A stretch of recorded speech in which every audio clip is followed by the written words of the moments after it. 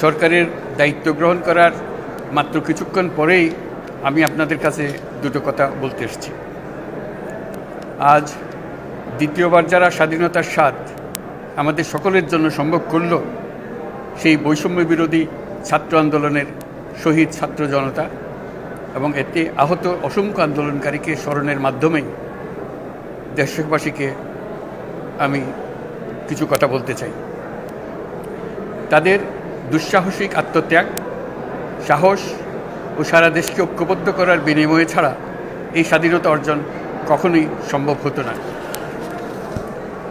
সেই সঙ্গে তাদের সেই মুক্তির আকুতিগুলো উপলব্ধি করে সেনা, নৌ এবং বিমান বাহিনীর যে অকুতোভয় সদস্যরা দেশের মানুষের পাশে এসে দাঁড়িয়ে এই বিজয়কে ত্বরান্বিত করেছেন, তাদের প্রতিও জানাই জাতির পরম কৃতজ্ঞতা ও অভিনন্দন।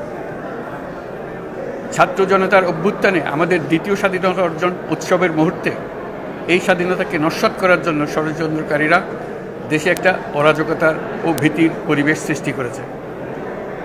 অরাজকতা আমাদের শত্রু, একে দ্রুত পরাজিত করতে হবে।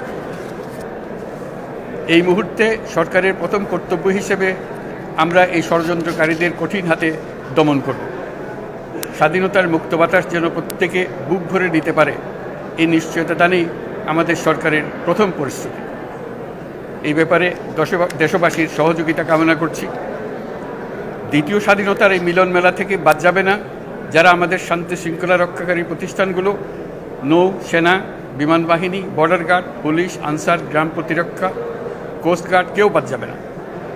অন্য সবার মতো তাদের প্রত্যেক সদস্য আজ উপরওয়ালার আইন বহির্ভূত জবরদস্তিমূলক হুকুম থেকে মুক্ত। কারো জন্য এটা বিন্দুমাত্র ব্যাহত হলে আমাদের আজকের উৎসব ম্লান হয়ে যাবে। প্রচণ্ড নিষ্ঠুর পতিত স্বৈরাচারী সরকার এসব প্রতিষ্ঠানকে দিয়ে ক্ষমতা কুক্ষিগত করে রেখেছিল। আমরা তার এই প্রচেষ্টা ব্যর্থ করে প্রতিষ্ঠানগুলোর হারানো গৌরব ফিরিয়ে আনব। এই ঘৃণ্য চেষ্টায় ব্যবহৃত হয়ে যারা অপরাধ সংগঠিত করেছে তাদেরকে আইনানুগ বিচারের মাধ্যমে শীঘ্রই উপযুক্ত শাস্তি দেওয়া হবে। একই কথা দেশের সকল মন্ত্রণালয়, সংস্থা, শিক্ষা প্রতিষ্ঠান, নানা কর্মক্ষেত্রের জন্য প্রযোজ্য। সর্বত্র অপরাধীর বিচার হবে। আজ প্রত্যেকটি প্রতিষ্ঠান ও তার সদস্যরা নিজ নিজ কর্তব্য পালন করার মাধ্যমে দ্বিতীয় স্বাধীনতাকে উপভোগ করবেন, দেশকে গৌরবের শীর্ষে নিয়ে যাবেন এবং দেশবাসীকে এবং জগৎবাসীকে উপভোগ করার সুযোগ করে দেবেন। আমি জাতির পক্ষ থেকে প্রত্যেকে নির্ভয়ে আনন্দ চিত্তে নিজ নিজ কর্মস্থলে নিজ নিজ সামর্থ্য নিয়ে এগিয়ে আসতে অনুরোধ করছি। দেশের সকল মানুষকে আজ স্বাধীন, নির্ভয়, নিরুদ্বেগ থাকার জন্য নিশ্চয়তা দেওয়ার জন্য আমাদের ছাত্র শহীদরা প্রাণ দিয়েছেন। এই অভ্যুত্থানের মাধ্যমে সৃষ্ট সরকার দেশের প্রত্যেকের সরকার। এখানে থাকবে সকলের আকাঙ্ক্ষা পূরণের অধিকার। অরাজকতার বিষবাষ্প এখন যেই ছড়াবে, বিজয়ী ছাত্র জনতা সহ মুক্ত মানুষের আইনশৃঙ্খলা বাহিনীর পূর্ণ শক্তি তাকে ব্যর্থ করে দেবে। নিষ্ঠুর স্বৈরাচারী সরকার দূর হয়ে গেছে।